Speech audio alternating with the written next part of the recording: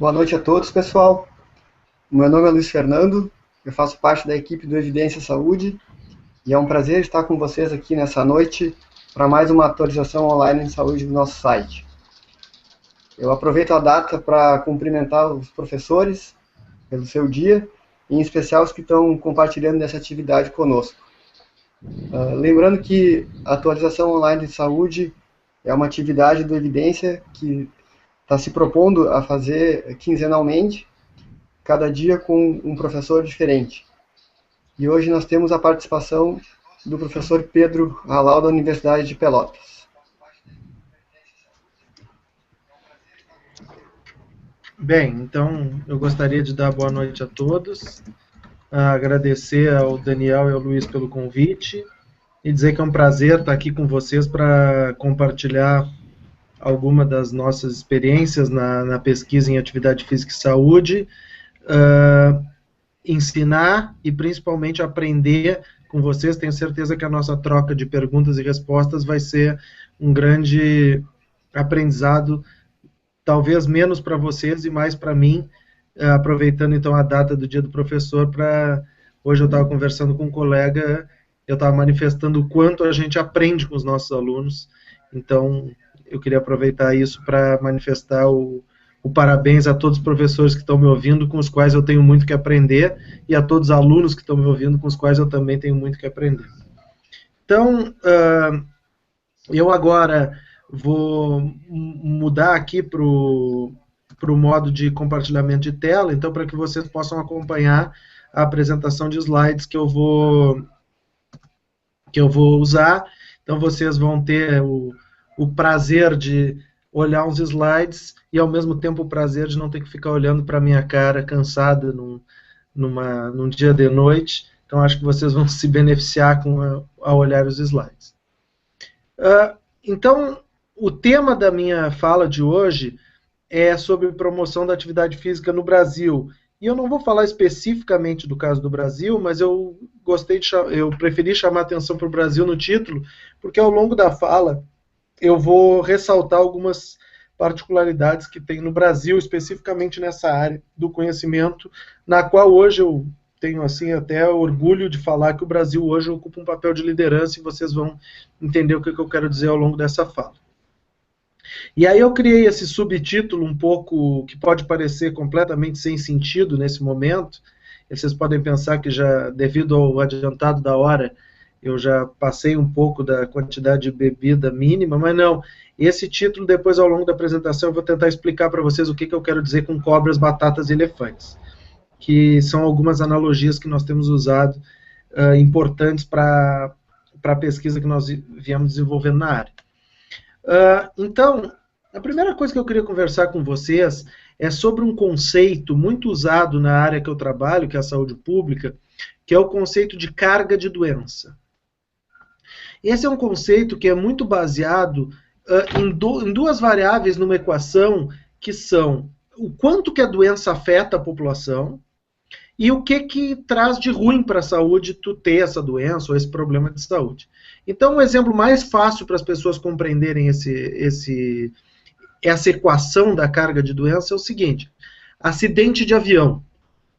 Então, acidente de avião, as consequências para a saúde são óbvias.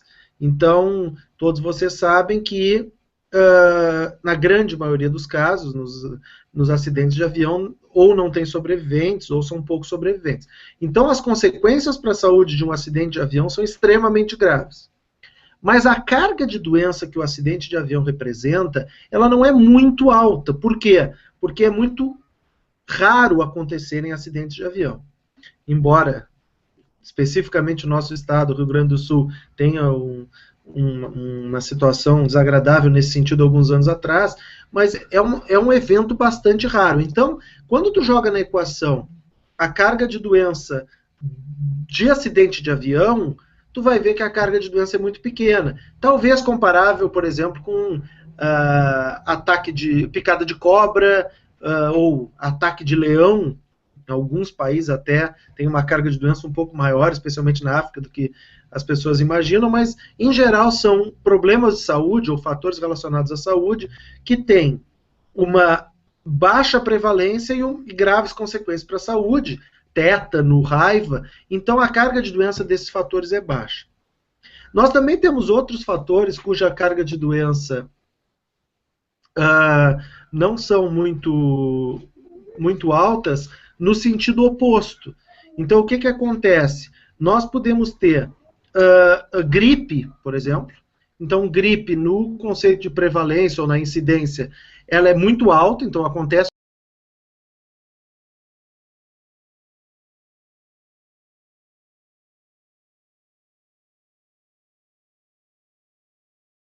devido à gripe, ela não é muito grande.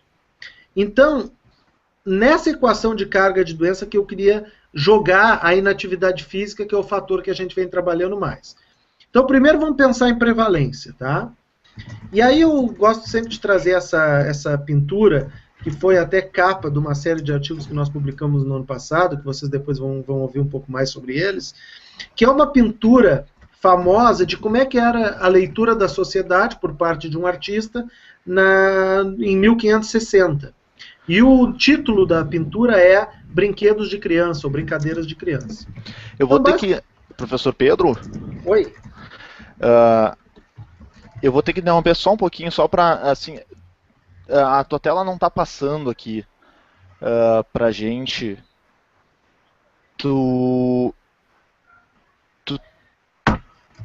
Agora foi. Agora foi. Tu compartilhou agora a tela inteira. Do modo apresentação. Tu tirou do... Tá, mas tu tinha ido pra a janela do PowerPoint ou pra tela inteira mesmo? Quando tu compartilhou a tela ali. Deixa eu olhar, eu tô aqui. Eu botei no compartilhar tela. Deixa eu ver, eu tirei agora compartilhamento de tela. Isso. Agora eu botei de volta. Aí eu tenho que ir no tela inteira, né? Tela inteira. Isso. Iniciar compartilhamento de tela. E agora eu vou botar no PowerPoint. E agora eu botei os slides. Tá, e agora ficou full screen. É que talvez tu tivesse ido pro PowerPoint. E daí ele tranca. Tranquilo, agora tá excelente, a gente tá na figura aqui do Elder. Tá, então eu vou só voltar aqui para vocês verem. Eu estava mostrando a capa, depois excelente. Eu mostrei basicamente um slide explicando a questão da carga de doença. Então agora eu estou nessa imagem. Então essa é a forma como era vista a sociedade em 1560. Então nessa época, e aí aqui eu trouxe uma pizza para aqueles que estão com um pouco de fome. Então vocês vão ver que está destacado aqui em azul a fatia menor da pizza. O que quer dizer isso? Que naquela época a inatividade física ela era a exceção. Se vocês olharem a imagem novamente, vocês vão ver que as crianças estão todas na rua brincando, se movimentando. Então ser inativo naquele momento era uma exceção. Muito diferente da versão atual dessa mesma pintura. Que, basicamente, não é que as pessoas sumiram, vocês vão ver que a rua está completamente vazia. O que acontece é que as luzes estão todas acesas e as pessoas estão despendendo o seu tempo, e as crianças, mais especificamente, despendendo o seu tempo dentro de casa, usando energia, que tem implicações ambientais grandes, que nós não vamos nos aprofundar aqui nessa conversa, mas especificamente para a nossa área, tem implicações grandes em relação à quantidade de movimento que as crianças praticam. Então, hoje, a pizza, aquela mesma pizza que eu mostrei antes, ela mudou. A regra hoje é a pessoa fazer pouca atividade física, então a prevalência de inatividade física hoje é muito maior e é uma questão de uma mudança na sociedade, não é que a área não conseguiu trabalhar ou que a profissão educação física perdeu espaço ou que a área da saúde como um todo deixou de falar. Na verdade, a sociedade mudou de uma forma que prejudicou a prática de atividade física das pessoas. Se vocês quiserem isso quantificado de uma forma um pouco mais científica, nesse relatório que nós publicamos no ano passado, com um conjunto de artigos, basicamente nós mostramos que 1/3 dos adultos, que era 31%, e 4/5 dos adolescentes, 80%, não atinge as recomendações atuais de atividade física. Que é importante que todos saibam que no adulto a recomendação de atividade física é de 150 minutos por semana, e no adolescente é de 1 hora por dia. Então, isso não quer dizer que os adolescentes façam menos atividade física que os adultos.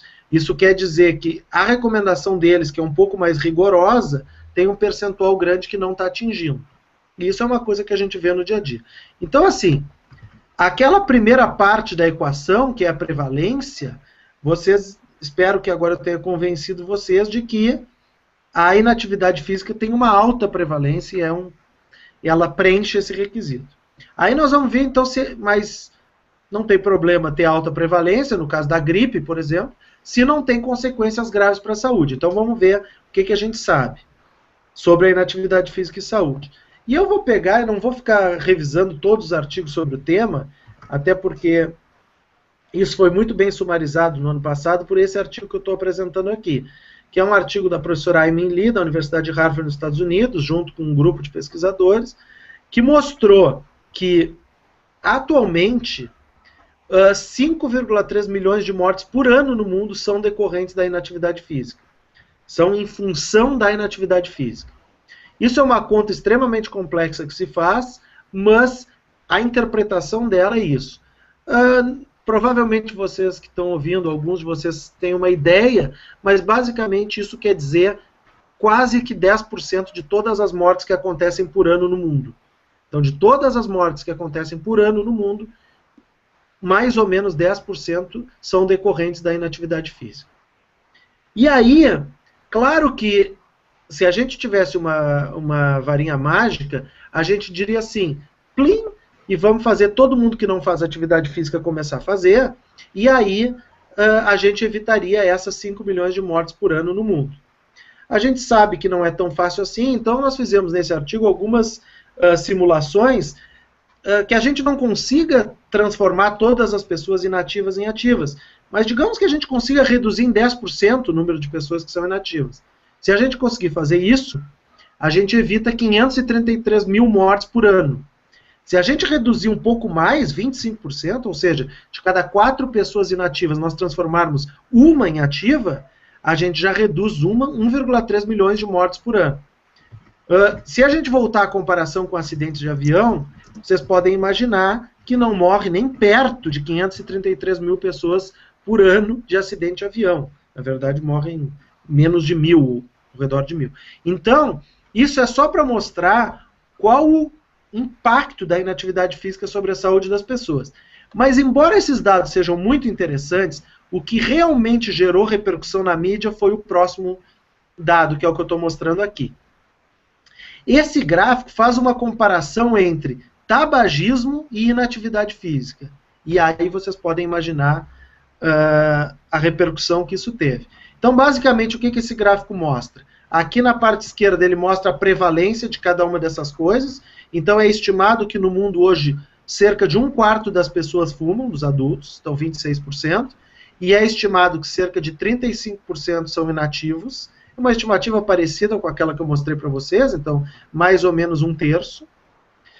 No nível individual, fumar é pior para a saúde do que ser inativo, é isso que essa parte do gráfico mostra, mas quando tu combina a frequência da doença, que é o que eu mostrei naquele slide inicial, com o risco que ele confere à saúde, vocês vão ver que dá um empate. Então, por ano, 5,1 milhões de mortes são causadas pelo tabagismo e 5,3 pela inatividade física. Embora algumas pessoas possam ficar tentadas em dizer que a inatividade física então mata mais que o cigarro, na verdade o que está mostrando aqui é que a inatividade física mata tanto quanto o cigarro. Porque, como vocês podem imaginar, essas estimativas não têm uma precisão tão perfeita para eu dizer que 5,3 é diferente de 5,1. Ao redor de 5 milhões cada um dos dois. Então, quando isso foi publicado, a imprensa inteira começou a destacar isso, e no mesmo dia, eu acho que o mais importante de destacar isso, no mesmo dia, a Associação Britânica de Pneumologia publicou um comunicado dizendo para as pessoas que não era para interpretar isso como, vocês podem fumar que não tem problema. Então, para vocês verem o impacto que isso causou sobre a mídia, e naquela época eu imaginei que tinha sido mais no Reino Unido, 24 horas depois eu fui notando que era em outros lugares do mundo, e vocês vão ver isso um pouco depois. Então, a conclusão dessa primeira parte da minha fala é que a inatividade física é uma das principais ameaças à saúde humana contemporânea. E até por causa disso, nós usamos o termo pandemia na série de artigos que nós publicamos. Muito mais com uma conotação política, de chamar atenção para o problema, do que preocupados demais com a questão de escrever o termo pandemia, embora, pela definição de epidemiologia, ela se encaixe. Então, assim, isso é a primeira conclusão. Que, na verdade, nós não estamos dizendo nada muito diferente do que o Jerry Morris já dizia vários anos atrás, quando ele dizia que a atividade física era o best buy em public health. Era o melhor investimento que se podia fazer em public health, em saúde pública, era investir em atividade física. Até por isso que, quando nós publicamos essa série, nós publicamos na sala do professor Jerry Morris na Escola de Saúde e Medicina Tropical de Londres. Aqui atrás não dá para ver muito bem, mas é a foto dele, porque essa é a sala que leva o nome dele. E aí, o que mais me importa aqui é saber o que nós estamos fazendo para combater, então, uma das principais ameaças à saúde humana nas sociedades modernas. E aí eu vou ser um pouco crítico com a área. Então, com certeza, nós estamos contando. Então, a gente fica produzindo uma série de relatórios dizendo, tem 15% de inativos, ou tem 30% de inativos, ou tem 50%. Então, a gente está contando bastante. A gente está documentando muito.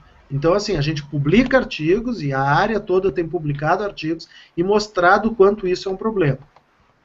E mesmo assim, parece que nós temos errado o alvo, porque a situação não parece estar melhorando. E aí, um dos motivos pelos quais eu acho que a gente tem errado o alvo, eu queria mostrar esse slide para vocês, que é o mapa mundi, então a distribuição dos países conforme a área que eles ocupam, e aí uma nova versão desse mapa mundi. Isso é o mapa do mundo ponderado para a população de cada país. Então vocês vão ver que a Índia, aqui em amarelo, no lado direito do mapa, ficou grande, porque é um país relativamente pequeno. Não é pequeno, mas é pequeno para a quantidade de pessoas que tem. A China cresceu muito.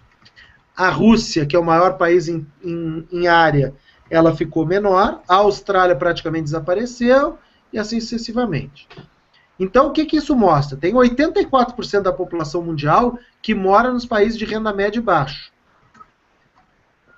E aí, esse outro gráfico, usando a mesma estratégia, mostra aonde que a gente está fazendo pesquisa e intervenção em atividade física. E aí vocês vão ver que a África desaparece nessa nova versão do gráfico. A Índia, que é o país mais populoso relativo à sua área, desaparece. A China fica pequenininha, a Rússia desaparece. E aí a Austrália engorda, olhem como é que era a Austrália no mapa anterior, aqui embaixo, e agora o tamanho da Austrália. Estados Unidos engorda, parece até um deboche. A Europa toma conta desse meio aqui do mundo.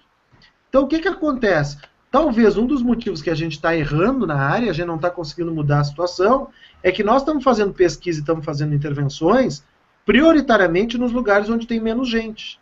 Então, se a gente quer resolver o problema da sociedade, nós temos que trabalhar onde tem necessidade de que o problema seja resolvido.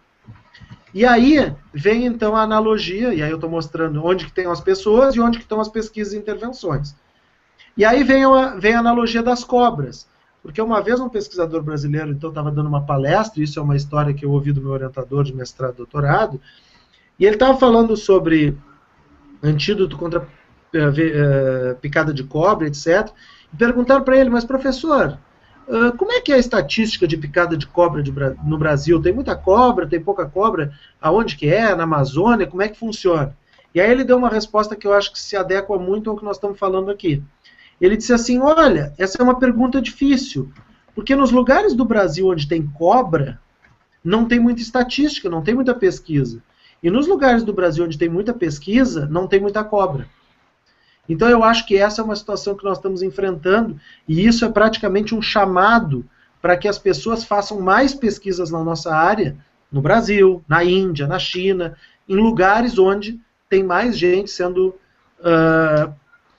afetada por essa epidemia de inatividade física, doenças crônicas, obesidade, etc.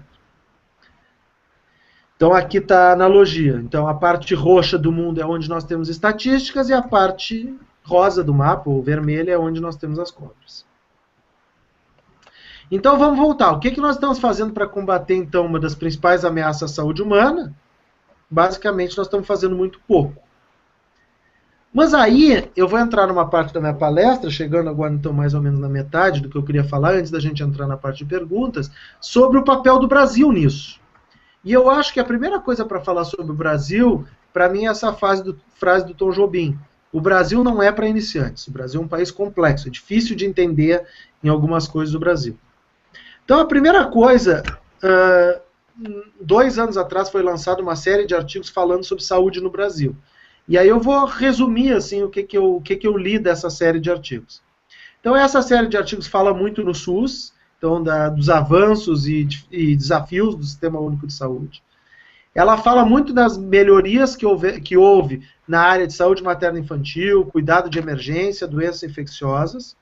Ela destaca muito essa alta carga de doenças crônicas, que a gente conhece todos no Brasil, doenças cardiovasculares e câncer, e também a questão dos acidentes e violências, que são coisas que estão muito importantes no Brasil hoje. Mas aí vocês vão ver que é uma série que fala sobre saúde no Brasil, e eu acabei de mostrar que a atividade física é uma das coisas mais importantes para a saúde, e tem um parágrafo, basicamente, que fala de atividade física na série, inclusive com informações não muito adequadas ou muito corretas. Então é aquela coisa, nós temos um fator que é extremamente importante para a saúde e que em alguns fóruns é completamente ignorado. Então, mas em atividade física, o bom é que o Brasil não se resume à série que os autores publicaram alguns anos atrás sobre saúde no Brasil. Se a gente pegar a atividade física e tentar dividir nesses 5 grandes eixos que eu vou falar para vocês agora, vocês vão tentar entender, vocês vão conseguir entender um pouco melhor como é que está a situação do Brasil. Então eu gosto de dividir a área, e na verdade qualquer área da saúde pública, em 5 eixos principais. Então o primeiro é magnitude, é saber o quanto que aquele problema afeta a população. Depois eu quero saber o que causa aquilo. Então, vamos usar como exemplo aqui cárie dentária. Qual é o percentual da população que tem cárie? Por que algumas pessoas têm cárie e outras não têm? Quais são as consequências para a saúde de tu ter cárie nos dentes? Quais são as intervenções que eu posso fazer para melhorar o quadro da cárie no Brasil? E que tipo de influência política eu posso ter para mudar a legislação, para ter mais dentistas nos postos de saúde, para ter flúor na água, que eu posso melhorar a cárie sob uma perspectiva política. Então, no nosso caso, vocês já viram que a magnitude da inatividade física é muito grande. A gente tem vários estudos sobre o que causa a inatividade física, embora ainda nós tenhamos muito a avançar nessa área.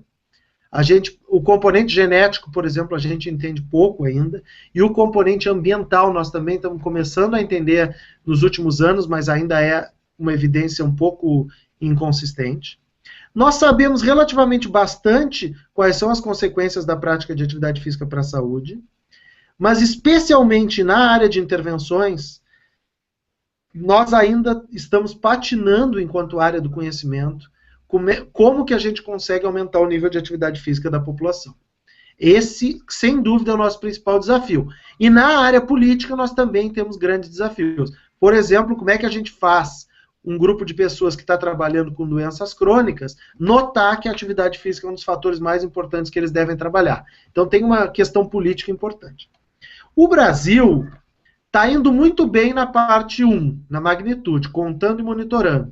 Então aí que vem a analogia das batatas. Então, existe aquela expressão couch potato em inglês, que seria a batata do sofá, que são as pessoas inativas e que vão ficando gordas. Então isso a gente sabe bastante no Brasil, quanto que tem de inatividade, e eu poderia listar para vocês agora umas 15 cidades do Brasil que já tiveram um estudo publicado sobre prevalência de inatividade física e fatores associados aí pode ser Pelotas, Porto Alegre, Joinville, São Paulo, João Pessoa, tem várias cidades que têm um estudo desse tipo. Então aqui nós estamos relativamente bem. Na parte de causas e consequências, nós ainda, especialmente na parte de consequências, nós temos importado muito conhecimento de outros países ainda. Alguns estudos importantes da área surgiram do Brasil, e aí eu vou destacar, por exemplo, uma meta-análise coordenada pelo Daniel Pierre sobre atividade física, exercício físico e diabetes. Alguns estudos importantes têm sido conduzidos no Brasil, mas basicamente a gente tem importado muito a evidência. Agora, um aluno meu no doutorado fez um estudo grande com paciente renal crônico, mas a área de consequências para a saúde no Brasil ainda está pouco desenvolvida. Na parte das causas, o Brasil tem estudado bastante as questões ambientais, foi uma coisa que entrou muito no Brasil, liderada por grupos em Curitiba, São Paulo, até o nosso grupo aqui em Pelotas, então nós estamos razoavelmente bem, mas é na área de intervenções que o Brasil hoje está dando exemplo para o mundo, eu acho que nós temos que destacar, porque assim como falamos mal quando é necessário, eu acho que nesse caso nós temos que elogiar. Então, na área de intervenções, o Brasil há muito tempo tem intervenções grandes na área de atividade física. A mais famosa de todas e mais antiga é o Agita São Paulo, que é um programa grande de intervenção que existe no estado de São Paulo. Mas talvez mais importante do que o Agita, não é o papel do Agita em aumentar ou diminuir o nível de atividade física da população de São Paulo, mas talvez tenha sido botar em evidência a atividade física. Por que eu estou falando isso? Porque depois do Agita, foi que o tema atividade física ganhou mais importância no Brasil. Então eu acho que é importante que seja feito um grande reconhecimento ao grupo de São Paulo por ter colocado a atividade física muito na agenda. De uns anos para cá tem havido um grande comprometimento governamental com o tema.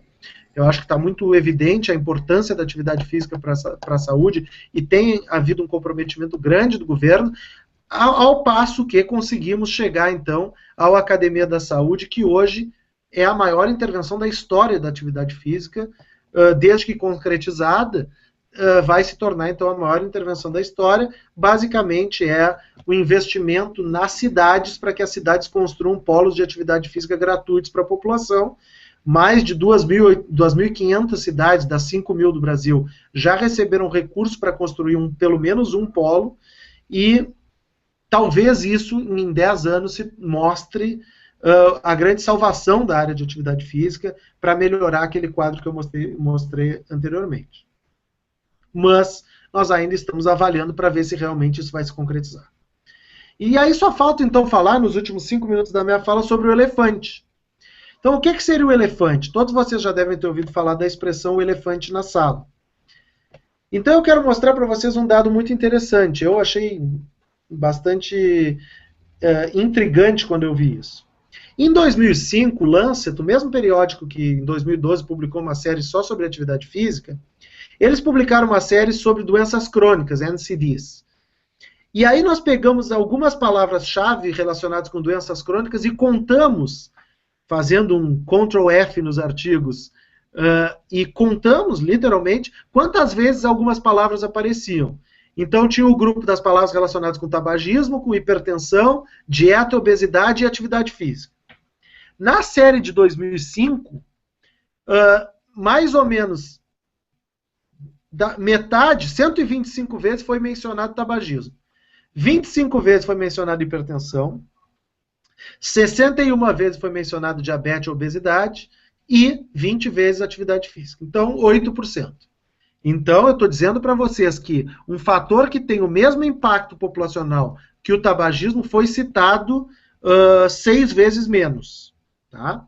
Mas aí, a partir de 2005, o cenário melhorou. A literatura da área de atividade física cresceu, começaram a ser publicados mais artigos e o corpo de evidências foi melhorando. Até porque temos que admitir que o corpo de conhecimento sobre os malefícios do tabagismo é muito mais antigo do que o da atividade física. Embora os artigos pioneiros sejam mais ou menos da mesma época, da década de 50. Mas, beleza, então nós representávamos 8%. O que aconteceu? Então, nós evoluímos. O que aconteceu? 2 anos depois, publicaram uma nova série sobre doenças crônicas. O tabagismo teve 213 menções, a hipertensão 111, a dieta e a obesidade 153, e o nosso 8% agora virou 6%. Então aconteceu alguma coisa estranha. Quanto mais se falava, quanto foi crescendo a evidência da importância da atividade física para a saúde, menos ela foi sendo reconhecida pela comunidade das doenças crônicas. E aí, então, a situação ficou bastante estranha. Mas aí, então, veio o grupo dos Cavaleiros do Apocalipse, que se reuniram diversas vezes, em diversos locais, para produzir uma série de artigos sobre atividade física e publicar no mesmo Lancet. Então a gente foi lá, trabalhou em grupo, e aí atingiu. A BBC, por exemplo, fez uma reportagem que a falta de exercício está causando tantas mortes quanto o tabagismo ao redor do mundo. Embora o mundo vai estar assistindo aos atletas de elite nas Olimpíadas de Londres, a maior parte dos espectadores é bem inativa. Nos Estados Unidos, nós não precisamos ser atletas olímpicos, mas quase todos nós podem caminhar de 15 a 30 minutos por dia. Na Índia, que eu falei para vocês que não tem evidência, grande divulgação, a inatividade tão mortal quanto o tabagismo, frases sobre a prioridade que tem que ser dada. Na Austrália, a inatividade física é uma ameaça muito maior do que a própria obesidade também. Então, impressionante. Até em alguns lugares que a gente não tem a mínima ideia do que eles escreveram, mas eles falaram sobre a nossa série. Então, a gente sabe aqui, por exemplo, 1 de cada 3, 5,3 milhões, mas a gente não sabe muito bem o que eles falaram. Eles podem, inclusive, estar falando mal dos nossos artigos, mas a gente desconfia que eles estão falando dos artigos. E aí vem aquela coisa de quando a gente tenta resolver um problema de uma forma lógica de pensamento e às vezes a gente acaba dando um tiro no pé. Por que eu digo isso? O que se esperaria? Então, agora esses caras mostraram para o mundo que a atividade física é importante. Mas aí os caras publicaram outra série de doença crônica em 2013, depois da série de atividade física. E a nossa fatia diminuiu ainda mais.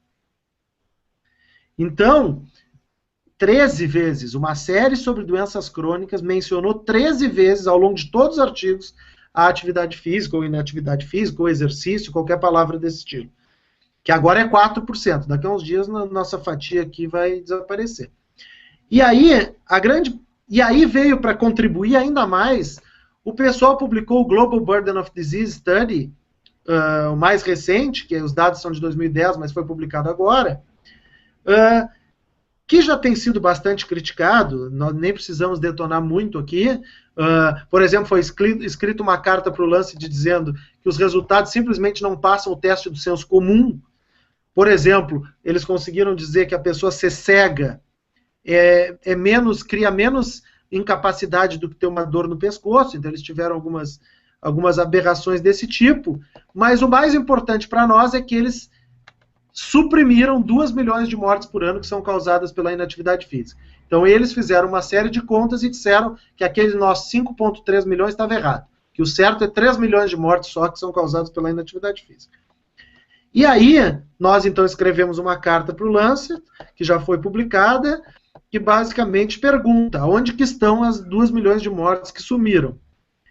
E basicamente, se a gente quiser comparar os métodos, eu não vou perder muito tempo nesse slide, basicamente, na carta a gente explica por que o nosso método, nós acreditamos que seja melhor do que o deles, e eu só vou chamar a atenção para o que está em vermelho nesse slide, que o ponto de corte deles para classificar as pessoas como mais ativas eram as pessoas que faziam 38 horas por semana do equivalente à caminhada de intensidade moderada vigorosa. Acho que vocês podem imaginar que 38 horas por semana vai dar mais ou menos 5 horas por dia, que é um ponto de corte que ninguém nunca ouviu falar na atividade física. Então é óbvio que quando tu cria um ponto de corte desse, pouca gente atinge esse ponto de corte e pouco impacto isso tem sobre a saúde. Mas a questão que eu quero trazer aqui é por que a inatividade física não pode ser considerada tão importante como os outros fatores de risco? E a resposta é muito simples. Porque a disputa por financiamento na área de pesquisa, especialmente na área de política, ela é muito grande. E se a sociedade, se a saúde pública começar a mostrar que a inatividade física é tão importante quanto o tabagismo e a obesidade, os órgãos de fomento vão ter que começar a destinar o mesmo recurso que eles destinam para essas outras coisas para a atividade física. E tem muita gente que não quer isso porque quer manter o seu pote do dinheiro. Então eu só vou acabar minha fala com essa última frase, que eu acho que é importante também para que não fique assim como se nós estivéssemos advogando para que toda a população do mundo fosse atividade física para todos, queira ou não queira. eu acho que o mais importante do que a gente tem mostrado ao longo dos últimos anos, e uma das frases finais do nosso artigo, é que os governos, as pessoas que fazem as políticas e a comunidade científica deveria se preocupar em ajudar a construir sociedades nas quais a escolha de ser fisicamente ativo, porque isso é uma escolha, não seja apenas saudável, mas também seja conveniente, seja divertida, seja segura, as pessoas tenham um recurso financeiro para fazer e seja valorizada. Talvez essa seja a palavra mais importante. Então eu queria agradecer a atenção de vocês. Aqui está o meu e-mail, eu queria me colocar à disposição para a gente fazer um round de perguntas e respostas baseado no que foi falado aqui. Muito obrigado a todos. Muito obrigado, professor Pedro Halal. Enfim, eu acho que não precisa, a aula em si, a palestra em si já justifica o nosso interesse, Pedro, em te ouvir, né? Como nós falamos assim, e as pessoas que te conhecem sabem e veem isso, acompanham, a referência mundial, né, internacional que tu te torna, assim, tanto pela produção, mas também pelo treinamento das pessoas que estão à tua volta. Então, eu agradeço muito, né, o teu pronto aceite, assim que a gente te convidou, tu aceitou logo e enfim, tem essas questões técnicas, assim, mas é um projeto que a gente consegue levar em vários cantos do país e depois isso fica disponível no site, com a tua, se tu concordar, essa mensagem, esse conhecimento que eu acho que é extremamente importante. É só para atualizar o pessoal que está acompanhando no site, o nosso chat não estava aparecendo, mas se vocês derem F5 ou simplesmente atualizarem a página pelo navegador, vocês vão ter o chat à direita e vocês podem enviar a pergunta, dá para colocar o seu nome, se não estiver aparecendo o espaço do nome, dá para clicar numa setinha ali que aparece para colocar o nome e a gente vai passando para o professor Pedro. Tá? Então vocês têm que dar F5, atualizar, só iniciar de novo a sua janela do YouTube, a gente já vai começar a aparecer imediatamente, e daí o chat também já está lá no site, no auditório virtual, para que todos enviem as perguntas. Nesse meio tempo, enquanto as perguntas vão chegando, Pedro, vou te perguntar o que eu acho assim, que é um passo difícil, assim, talvez um pouco impreciso, que é de realmente ganhar força política e persuasão, né, no campo da atividade física, no campo da nossa atuação, né, que a gente sabe o grande potencial. Então, assim, como é que tu vê, ou na tua experiência, assim, o que parece funcionar de uma forma mais rápida ou de uma forma mais profunda, ainda que não seja tão rápido, dentro dessa promoção de atividade física, para quem está fazendo a política do hospital que a gente trabalha, ou da cidade que a gente mora, e assim por diante? A minha sensação, Daniel, em primeiro lugar eu queria te agradecer pelas palavras, mas a minha sensação é que o processo natural do contato do dia a dia, ele não é o mais efetivo. Por quê? Porque quando as pessoas falam em atividade física, e aí eu vou ser mais crítico ainda, quando as pessoas falam em educação física, existe um certo preconceito da sociedade, e de várias classes da área da saúde, inclusive. Então, muitas vezes, para mim, o que funciona melhor é o atalho de chegar direto no nível mais alto, seja por meio de publicações nas melhores revistas científicas do mundo, seja por meio de intermediação direto no nível do Ministério da Saúde ou em outros níveis. Por quê? Porque quando tu mostra, não, peraí, o Lancet está interessadíssimo nesse tema e publicou uma série de artigos só sobre isso, isso é algo extremamente relevante. E aí, a pessoa do hospital com a qual tu conversou antes e que não deu bola para o assunto, quando ela vê que foi publicado no Lancet, ela vai dizer, realmente isso deve ser importante. Então, infelizmente, às vezes o caminho oposto é o que funciona melhor. E aí eu sempre uso uma frase do César Victor, que foi o meu mentor, que ele falou muitas vezes sobre quando ele falava de amamentação, ele começou a dizer, não, amamentar no peito, o ideal é até os 6 meses só no peito. E naquela época, tudo que a pediatra dizia que a partir dos 3, 4 meses tinha que começar a dar outras coisas. E aí tinha evidência de vários estudos, olha, tem que amamentar no peito, só no peito até os 6 meses que é melhor. Aí, e nenhum pediatra dava muita bola para isso. Quando a Organização Mundial de Saúde, então, mudou a política com base nas pesquisas, aí tudo que é pediatra começou a recomendar mamar no peito até os 6 meses exclusivamente. Então, o processo, o que era impossível convencer o pediatra que está na sala do lado da tua, foi fácil de convencer quando veio da Organização Mundial de Saúde. Então, muitas vezes, eu acho que o atalho, que o atalho é baseado em evidência científica de alta qualidade, ele acaba ajudando mais do que a tentativa de convencimento individual. Entendi. A gente está com algumas perguntas aqui e acompanhando aqui no chat que eu tô contigo aqui na janela do Google Plus. Ótimo, eu já vi aqui respondendo. Uma pergunta. Posso responder já a pergunta Fica aqui do à vontade. Fábio.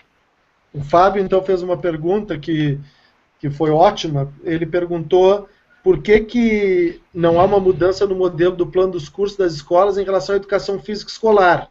Então, por que isso não vem? Na verdade, Fábio, eu acho que a primeira coisa importante é destacar que esse é um tema que tem que ser abordado. Então, agora, recentemente, no sábado passado, não nesse agora, mas no anterior, eu tive dando uma palestra no evento do Celafis, que é um evento grande da área, e a minha palestra foi toda voltada à educação física escolar. Nós temos uma série de evidências de que a educação física, mesmo do jeito que está, e tem várias críticas sobre ela está associada com melhores indicadores de saúde, melhores níveis de atividade física. E quando a gente compara cidades, e aí nós temos dados das capitais, onde a educação física onde tem mais aulas, os estudantes estão melhor de saúde.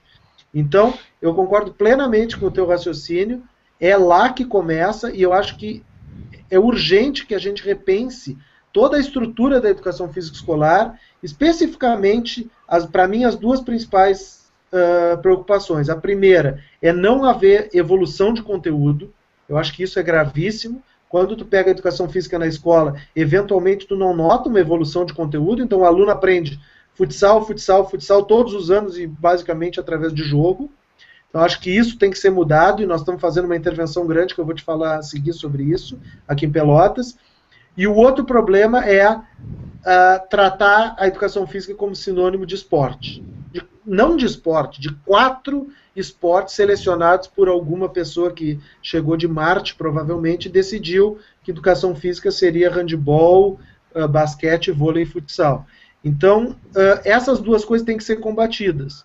E aí eu vou te falar que nós temos um projeto chamado Educação Física Mais, aqui em Pelotas, no qual a gente está inserindo devagar questões relacionadas à saúde no cotidiano das aulas de educação física, e tem nos chamado muito a atenção positivamente os resultados. Nós estamos com um projeto na rua há 1 ano e meio, o projeto que era um estudo de intervenção virou uma política pública e nós perdemos o controle, inclusive, do estudo, porque todas as escolas da cidade agora adotaram, e basicamente é uma apostila, além de outras coisas, mas tem uma apostila que treina os professores a trabalharem com conteúdos de saúde da educação física. Tem uma progressão de conteúdos, tem conteúdos específicos para cada série, e é impressionante o retorno que nós estamos tendo dos professores quanto a isso. E uma das coisas que mais nos chama atenção é, muitos professores relatam a mesma coisa. Nós temos a consciência que trabalhar saúde é importante, nós temos a consciência de que trabalhar só esporte, só esses 4 esportes, não é o melhor, mas nós não sabíamos como fazer isso. Nós não fomos treinados na graduação para trabalhar outras coisas. E agora que vocês estão nos dando sugestões e estão interagindo com a gente, agora a gente vê como fazer essas coisas. Então, eu concordo plenamente, enquanto direcionamento, inclusive, do meu grupo de pesquisa, nós tomamos a decisão de investir muito na escola. Tá bem? Então, vou seguir aqui olhando. Tem uma pergunta da Joana sobre a perspectiva no Brasil para as pesquisas de intervenção com o objetivo de aumentar o nível de atividade física. Então, assim, o Brasil hoje tem muita intervenção acontecendo, e algumas delas estão sendo avaliadas com o rigor científico necessário. Então, eu acho que hoje, Joana, intervenção suficiente para ser avaliada nós temos, até de sobra. O que nós precisamos é exatamente o que tu diz. Nós precisamos criar bons modelos de avaliação e investir na avaliação das intervenções existentes. Então, fica o convite para ti e para todos os outros que quiserem trabalhar com isso. Nós precisamos muito de gente que esteja disposto a trabalhar com avaliação de intervenções na área de atividade física no Brasil. Depois eu tenho um outro comentário aqui, eu acho que é do Vitor. Parabéns pela palestra. Tá. Trabalho no SUS, chegou a proposta da Academia da Saúde. A implantação dessa academia tem ideia de ser construída próximas à unidade de saúde, porém não é regra. É uma falta de estrutura no atendimento. Então, assim, Vitor, na verdade isso foi uma evolução que nós conseguimos brigar para que aparecesse na lei. Então, assim, tentar com que a Academia da Saúde, o polo, fosse construído próximo a alguma unidade de saúde, para facilitar que as duas coisas trabalhem em parceria. A implementação do Academia da Saúde na prática tem sido muito mais difícil do que se poderia imaginar antes. Então, embora a ideia seja excelente, e na verdade tem algumas evidências de que funcionou bem em alguns lugares do Brasil, está sendo muito difícil implementar isso no país inteiro. Então, está tendo dificuldades na licitação para conseguir fazer a obra, depois da obra feita está tendo dificuldades de contratar os profissionais, tanto que das 2.500 cidades que receberam, há mais de 2 anos, nós temos a informação que só 150 conseguiram estar com a academia pronta até hoje.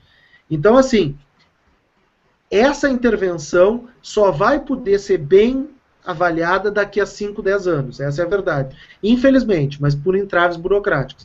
Agora, o fato de nós estarmos tendo dificuldades de implantação não quer dizer que não vai funcionar. E também, os lugares nos quais ela foi implementada rápida também não quer dizer que obrigatoriamente vai funcionar. Então nós vamos precisar, e eu estou liderando um projeto grande de avaliação da Academia da Saúde, e tem outras pessoas que são convidadas para trabalhar nisso, e qualquer um que quiser participar, sinta-se à vontade, mande e-mail, porque nós queremos ampliar a equipe. Nós estamos com um estudo adiantado demais em relação à intervenção. A intervenção Academia da Saúde, para ser bem avaliada, do ponto de vista tradicional, que é de impacto, vai ser daqui a 5 anos. Por enquanto, o que a gente consegue pegar são as dificuldades de implementação, as facilidades, as barreiras, isso a gente consegue já ver agora e está vendo. Mas o impacto populacional vai demorar um tempo para a gente conseguir olhar. Tá? Depois o Raul fez uma pergunta bem específica, que eu acho interessante também. Na prática profissional da escola ou da UBS, o que você sugere para medir atividade física? Então, assim, basicamente, hoje existe uma série de questionários padronizados que podem ser usados para fazer mensuração de nível de atividade física, mas que são recomendados para grupos populacionais, para sistemas de monitoramento, tipo o IPAC, o GEPAC e outros. Quando a gente está falando de uma avaliação individualizada, especialmente na UBS, mas também na escola, existem formas mais detalhadas de avaliar o nível de atividade física das pessoas e mais adequadas, eu diria. Então, especialmente no período do lazer, eu gosto muito de questionar nível de atividade física com base em listas de atividades. Então, eu forneço uma lista, a pessoa diz quais atividades que ela faz, e aí, para as que ela diz, eu pergunto a frequência e a duração, frequência semanal e duração. No período de lazer, de deslocamento, a gente pode tranquilamente usar as perguntas do IPAC longo, mas eu não sugiro que a gente use o IPAC e o GEPAC para tudo. Para as duas coisas que estão propostas na pergunta do Raul, eu particularmente sugeriria uma lista de atividades para lazer e uma boa medida de atividade física no deslocamento. Claro que o futuro da área é a medida objetiva. Então, nesses espaços como o posto de saúde e a escola, pedômetros, que são bem mais baratos que acelerômetros e que dão uma medida que a pessoa pode entender, que é a quantidade de passos que ela dá por dia, são extremamente úteis e deveriam ser mais usados. Quando possível, usar acelerômetro, melhor ainda, Mas a questão do acelerômetro, que eu tenho trabalhado junto com outras pessoas, e até, na verdade, um dos maiores experts de acelerometria do mundo está aqui em Pelotas essa semana, que é o professor Ulf Ekelund, que está agora na Noruega e que trabalhava em Cambridge, na Inglaterra, ele está aqui trabalhando com a gente em outros assuntos. O grande desafio para mim da área de acelerometria é a interface com o usuário. A acelerometria, para mim, hoje, ela tem pouquíssima utilidade nesses contextos que o Raul está falando, porque a interface com o usuário é praticamente nula. O usuário não recebe nada, não aprende nada com o dado da acelerometria. Então, acho que esse é um desafio, que quando sanado, a acelerometria talvez seja o grande caminho. Tá? Depois eu tenho uma pergunta da Silvia sobre ginástica laboral. E aí, na verdade, Silvia, eu acho que essa pergunta, eu vou até ampliar um pouco ela para dizer assim, ó, se a gente não investir em promoção da saúde na empresa, nós ficamos muito restritos às nossas possibilidades de atuação. Porque as pessoas despendem, às vezes, 8 horas por dia, ou 10 horas por dia, ou até mais, trabalhando. Então, não tem como a gente pensar em ser bem-sucedido na promoção da atividade física se a gente não chegar nos lugares onde as pessoas passam a maior parte do dia. Então, eu sou a favor não só de ginástica laboral na empresa, mas eu também sou a favor de estímulo ao deslocamento ativo para a empresa, de oferta de espaços, não só de ginástica laboral, mas de, por exemplo, a empresa alugar uma quadra para os funcionários praticarem esporte, a empresa incluir instalações para que os funcionários possam praticar atividade física, e inclusive já se discutiu um pouco, eu cheguei a argumentar isso um tempo, mas acabou que não deu muito certo, era de ofertar isenções fiscais para as empresas cujos funcionários tivessem claramente indicadores de que são estimulados a praticar atividade física e estão a praticando. Eu acho que investir na empresa não tem nenhuma dúvida de que é um ótimo negócio para a área, importante para a área, e a ginástica laboral é um primeiro passo para a gente chegar nisso, que deve ser complementado com outros. Tá? Depois o Marcos faz uma pergunta excelente, que é como que eu vejo assim, o processo de urbanização e o quanto que ele é um impeditivo para a prática de atividade física. E é verdade, é mesmo. A sociedade hoje, o avanço da sociedade, ele todo é contra a atividade física.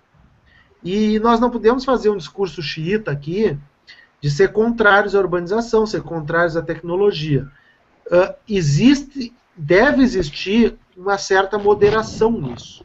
E eu acho que isso, para mim, é o grande desafio. Como que eu posso urbanizar uma cidade e, ao mesmo tempo, estimular deslocamento ativo nessa cidade? Como que eu posso urbanizar uma cidade e, ao mesmo tempo, ter espaços públicos de esporte e lazer disponíveis para as pessoas? Então, assim, aí eu acho, até estimulando o Marcos a procurar, tem uma série de iniciativas bem-sucedidas acontecendo em lugares do mundo. Então, acho que alguns exemplos rápidos, assim, o de Bogotá, no qual claramente o transporte coletivo e o transporte ativo têm prioridade sobre o transporte privado em carros. Então, assim, se tu quer andar de carro, talvez tu tenha uma pista. Se tu quer andar de ônibus, vai ter 3 pistas e não vai ter trânsito. Por quê? Porque é prioridade da cidade estimular o uso de transporte público de qualidade. Se em Londres, por exemplo, tu quer andar de carro no centro da cidade, tu vai pagar 8 pounds cada vez que tu entrar no centro da cidade. Então, existem formas de usar a urbanização a nosso favor, mas realmente o processo de urbanização mais tradicional, especialmente aquele das cidades que recém estão se urbanizando, ele faz a tendência que piore cada vez mais o cenário. Porque as cidades que estão melhorando são aquelas que se urbanizaram há mais tempo e essas já notaram que o modelo é insustentável. Mas as cidades que estão recém se urbanizando ainda talvez demorem muito para atingir esse status de começar a usar a urbanização a nosso favor e não contra nós. Eu tenho depois aqui uma pergunta grande, do Marcos, depois eu tenho uma pergunta da Cláudia.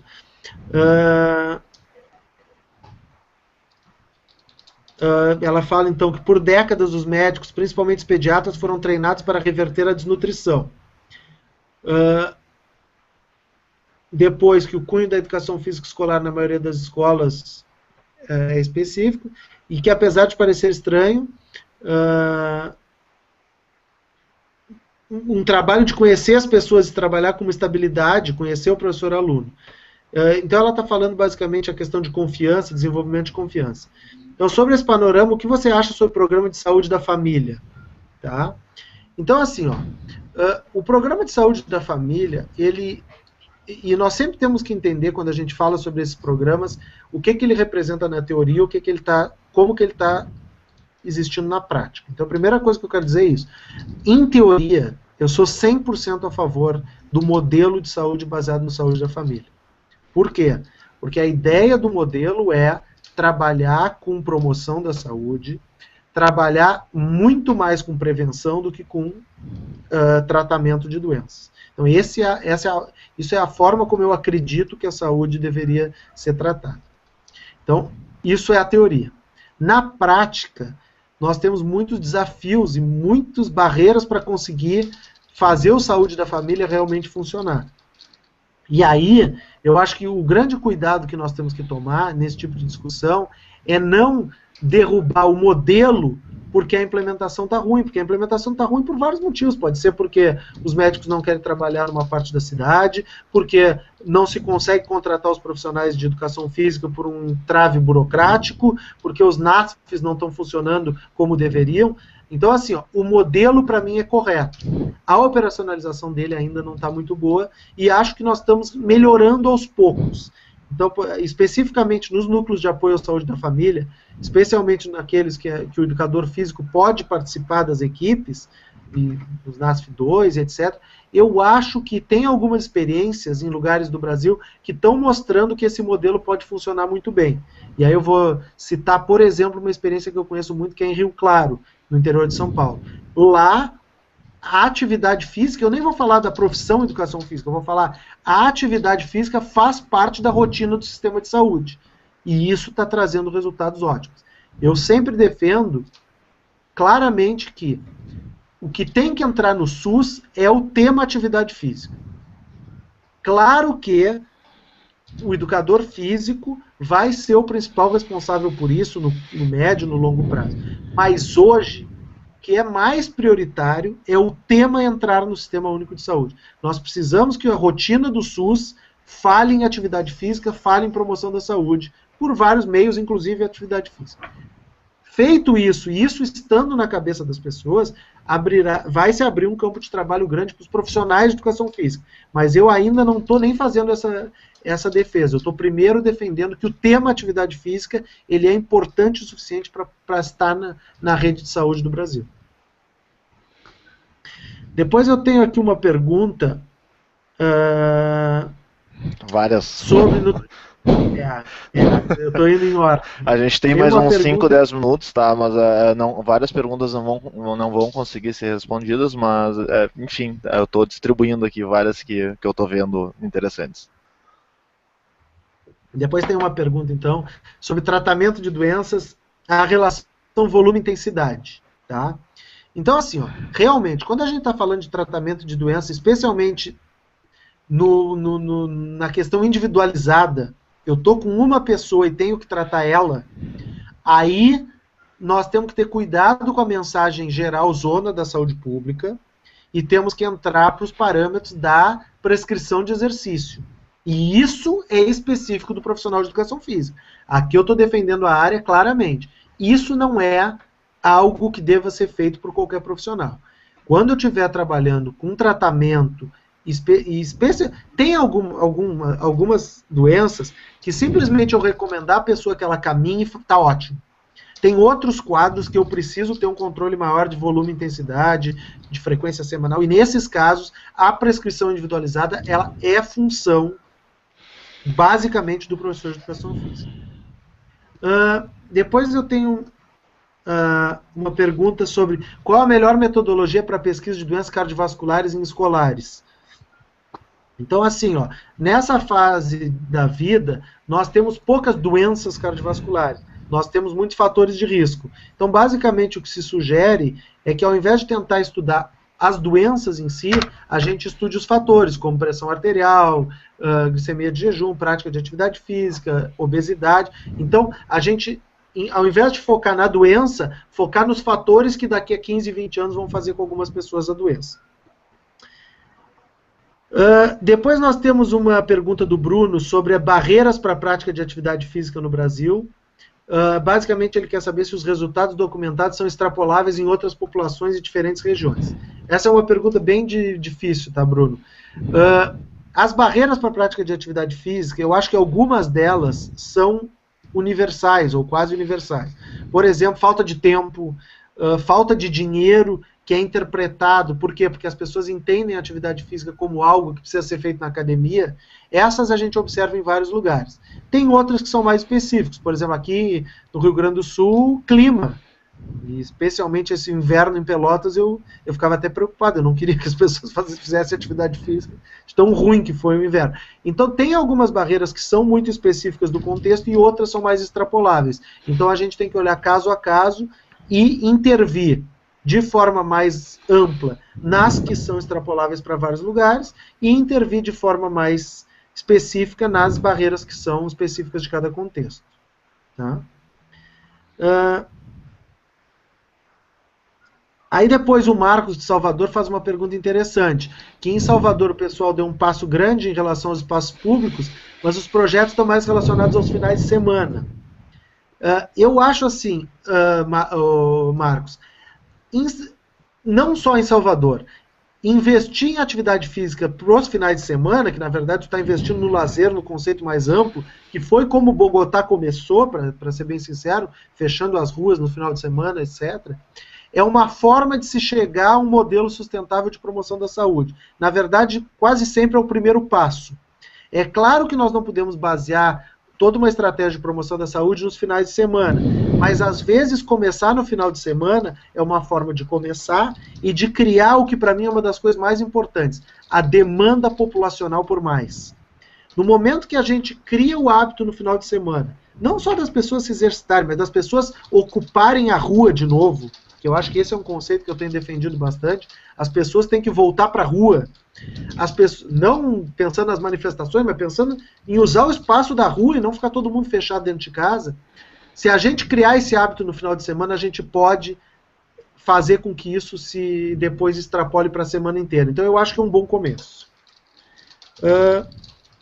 Depois tem uma pergunta da Laura sobre estudos sobre a influência de fatores que acontecem no começo da vida sobre o nível de atividade física das pessoas. Na verdade, essa foi a minha tese de doutorado, inclusive, e basicamente o que a gente tem encontrado é que fatores biológicos do começo da vida, tipo peso ao nascer, ganho de peso no começo da vida e várias outras coisas, não parecem programar o nível de atividade física de ninguém. O que parece é que os determinantes sociais que as pessoas vivem ao longo da vida é que determinam o nível de atividade física delas.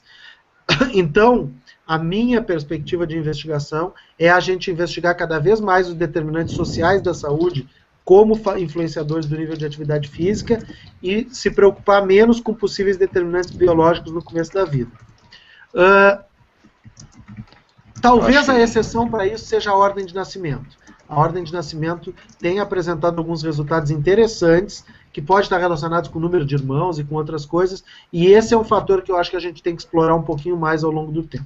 Eu acho que o Daniel tá nos avisando que nós eu acho que fica a teu critério. Eu estou colocando mais duas perguntas aqui, Pedro, e daí a gente pode, acho que até a gente já tem 1 hora de atividade, a gente pode, daí acho que pode esclarecer uma das duas, ou as duas, caso tu queira, e daí a gente pode dar a mensagem final, e eu tenho certeza que a gente teria muito mais assunto, e não param de chegar perguntas aqui.